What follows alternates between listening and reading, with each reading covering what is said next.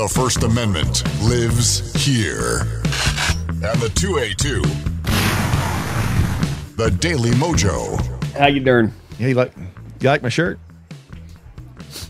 Yeah, it's great. Does it look kind of weird? I mean, do I seem conceited that I would wear a picture of me on my shirt? Well, I think that it should be just you on the shirt, to be honest with you. You know? Like maybe the Daily Mojo thing can be kind of like a little smaller on the back, at the top back, but the and front just my is face? just you. Yeah. That's not a bad idea. Yeah. I think I might do that. Ron? I'd wear that shirt. I'm on it, Brad. All right. Okay. It might be the little line drawing because I like that even better. So, all right. So I was looking through, well, first of all, let me get your input on did you watch any of the UFO hearings yesterday? No. I did watch some of the clips. And look, let me just say, I do believe in aliens. I think it's a statistical impossibility that a universe as vast and large as ours does not have at least some alien life out there, and at least some intelligent life out there. You know, there's got to be.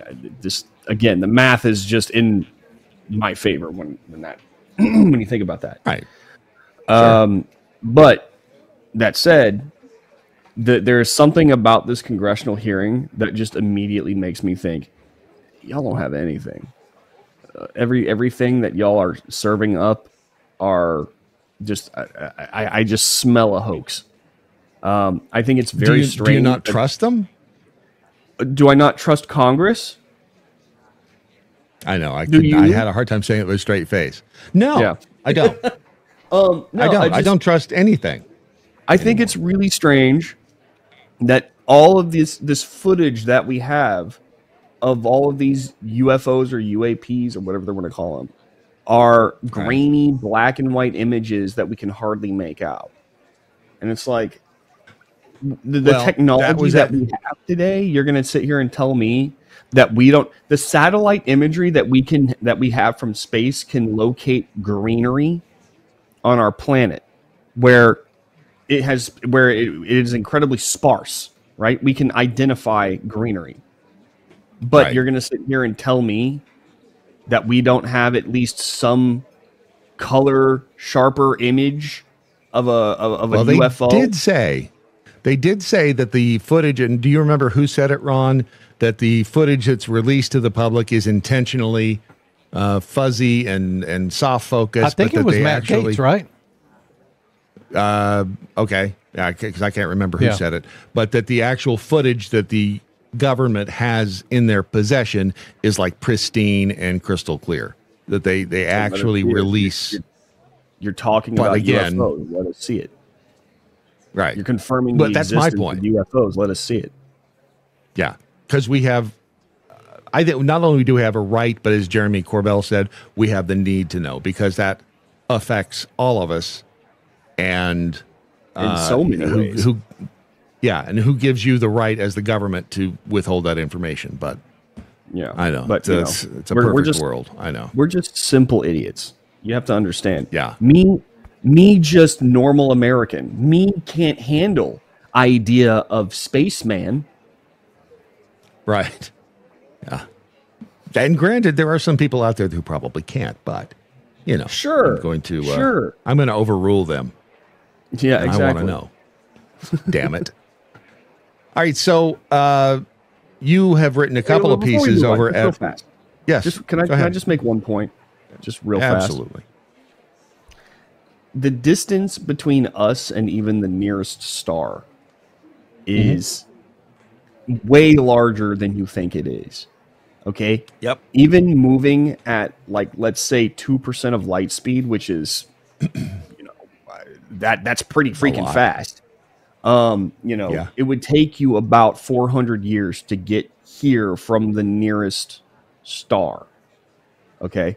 The idea that there are craft coming here from some distant place, from some distant world, some distant star is it doesn't make any sense. It doesn't. You think they're interdimensional? Yeah, but that's what they're talking about now, is that it could be interdimensional, meaning that those craft are here just in a different dimension. I see. Okay, so we're multiversing this. Chew on that one. Yeah, somebody's been watching too much Marvel. But we also are basing all of our theories on our knowledge of physics. Sure, and we don't know what we don't know. Absolutely, that's a very good point. Maybe they have a curvature drive. I don't know. Right? Maybe they have a spore drive. A what? Yeah, a spore drive. What's that? That's on which Discovery. Star Trek is that on? Star Trek Discovery. Yeah, a spore drive. What does it have to have? What are the spores? They come from dude's body, right? He has to jump in there, and dude is the engine. The only way I can remember him is because he was one of the dudes that accused Kevin Spacey of diddling him at a party. Oh. Yeah, so, that didn't turn out well for him yesterday. Yeah. For who? For the guy who accused Kevin Spacey, because he got found not guilty on all 9 charges. No diddling. Yeah. There you go. So there you go. Now he's a spore drive. Poof. Poof, you're a spore drive.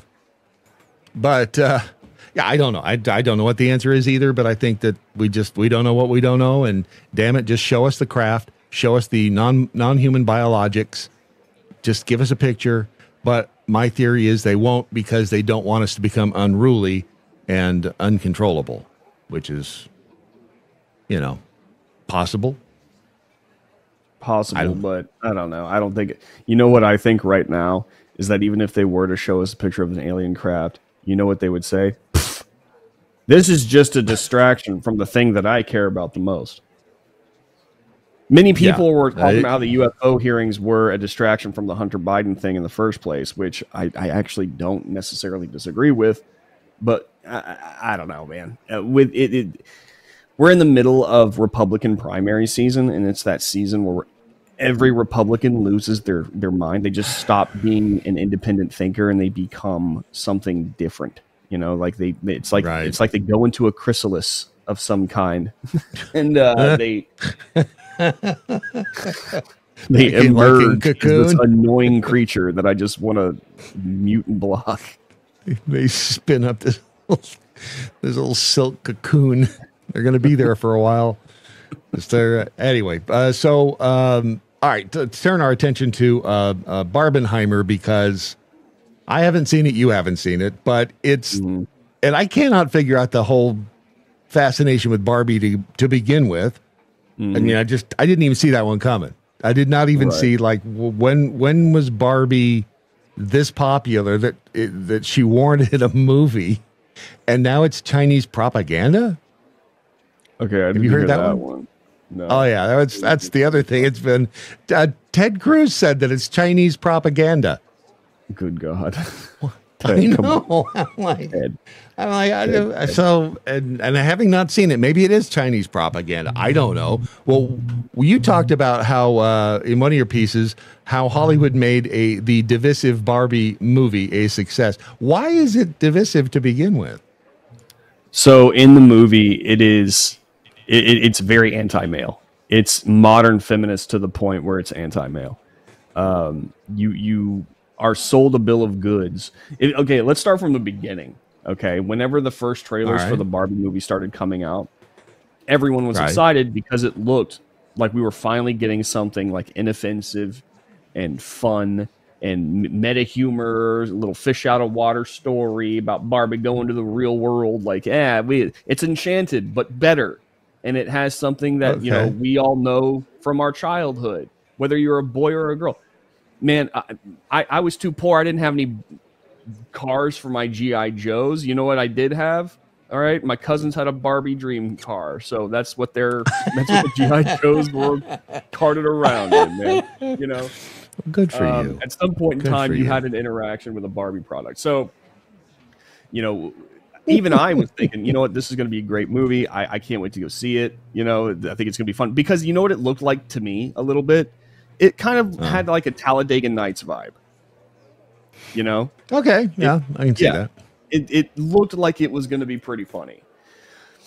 You apparently get into the theater And by the way, women had long ago bought their tickets. They had long ago planned out the entire day. They were going to go to dinner first, maybe have a few drinks. Okay. They had their outfit planned, their Barbie outfit. I mean, the amount of people who showed up and made their boyfriends dress up. Okay. Like, look on Instagram. It was pretty crazy. It was it was a big event. All right. Girls are so weird. I mean, I just never want to hear these women talk about how Star Wars nerds dress up before, a Star Wars premiere if they ever do it again. Women are just as bad, man. They nerd out harder than any nerd ever. All right, you should see the preparation that goes into attending a Taylor Swift concert. But I digress. So. Good God, man. So anyway, you get into the theater, and the first 12 minutes is apparently the movie that you thought you were going to get. And then soon, right after that, it goes right into this hyper political messaging, constant references to the patriarchy, feminism left and right, men are evil. It's just a pile of dog crap for an hour and a half. Wow. Yeah, it's sad. It doesn't sound like fun. Now, obviously some women walked out of there going, this is great. Every woman needs to hear this, blah, blah, because it literally pushes the idea that women are victims to men. Men are evil. It diverges. There's two paths, right? You have the path of Barbie and the path of Ken. Barbie learns how evil the patriarchy is and how men run the world and how they oppress women and how it's all just horrible. Ken learns that the patriarchy is awesome because he's a man and he benefits, and he becomes a dick, according to the movie. Which is ironic because, he doesn't have one. Exactly. Because I mean, who hasn't looked in, and she doesn't have anything either. But yeah, we've all just saying, we've all right, exactly. And if you say you haven't looked, you're lying. You're lying. And you're right. There's all kinds of. Wow, this is wild. Here's one. Here's a meme over on the Insta. Christians warned of trans agenda lurking in Barbie movie. Is there a trans agenda in there too? So all the Barbies are represented in Barbie Land. All right. By the way, they all control every position of power in Barbie Land. They're the Supreme Court. The Barbies are the president. The Barbies are the male people, whatever, they do everything. The Kens are literally there. I started to say all the men are named Ken, right? Except one. All of them. All the Barbies, all the women are Barbies, all the men are Ken. And all the Kens are there to basically simp for the Barbies. That is the height of their existence. They have no positions of power, nothing.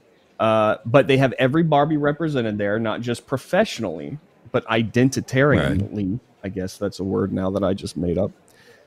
Including a transgender Barbie. According to what I've read, however, you will not find a mom Barbie. There's no mom Barbie. In fact, at the very beginning of the movie, they make it a point to make it clear that it is bad for girls to try to play with motherly dolls. Like they spend time smashing baby dolls once Barbie shows up. So yeah. Alrighty. And there is a transgender Barbie doll. Yes, the one that you saw that had the red hair. Oh, was that her? Oh, I thought it was the redhead one. Oops. That's Laverne. No, the redheaded one just looks like a man. So that's Laverne Cox. Yeah. From Orange is the New Black. Yep. And so is that the transgender Barbie? I had no idea, which is probably good because, I don't spend my time searching. So you thought that she was the transgender? Is that not or she queer? Transgender Barbie? I don't know. Let's see. Conservatives are already panicking over queer moments in Greta Gerwig's Barbie. We're panicking. We're panicking. I'm completely panicked. I don't know about you. You probably heard my voice. Just look at him right now. Yeah. You see it? I know. I feel panicked. Hair on fire, running around the room screaming, man. Right. Ripping my clothes off. Wow. right? This is, it's just all, I mean, when you stop and think about it, the fact we have a movie about a plastic doll, and it's how does that even get enmeshed in controversy? But it does. Because Greta Gerwig, this is what she does. The director,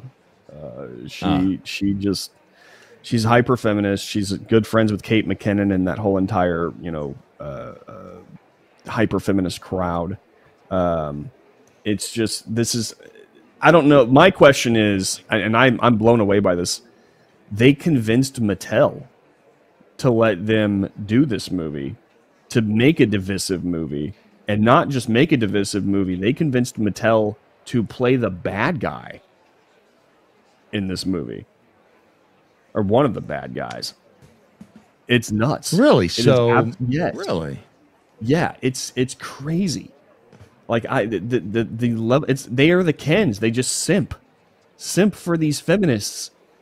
By the way, the movie ends by. So here, let me say this. I see Ken, and I wrote an article about this. I see Ken as a tragic Shakespearean hero. Okay. Because despite the fact that they painted him as being an egotistical maniac, he has no purpose in Barbie land except to simp for Barbie, right? No job, no nothing. He's there as eye candy. He goes to the real world and discovers that he has worth, right? He can be somebody. He has something to him other than Barbie. Instead of trying to hoard that knowledge and live in this apparently pro-male patriarchal world, he takes that knowledge back to Barbie land and frees the other Kens from their servitude, from their mental imprisonment. The Kens establish a democracy. No joke. It was a matriarchy. Now it's a democracy. And the Kens say, we're going to hold a vote. All of us, all the Kens, all the Barbies, we're going to hold a vote for the future of our Barbie land governance. And the way that they stop it, Barbie and old Barbie, played by Kate McKinnon, come in. And they're like, we need to stop this because this is all bad. They pull the Barbies aside in secret, whisper feminist lies into their ears so that they're unbrainwashed. And then the unbrainwashed Barbies do the most toxic thing imaginable, and they start flirting with the Kens that aren't their kin, right? In order to make their kin jealous, Kens then turn on each other, and while they are going to war with each other, the Barbies hold an illegitimate secret vote restoring the matriarchy. Wow. And the feminists are like, this is great. This is all great because it's, this is fair and wonderful and the women win. And it's like, do y'all know that y'all held like a secret illegitimate vote to give power to one group and subduing and subjectifying another? Y'all know this is good stuff.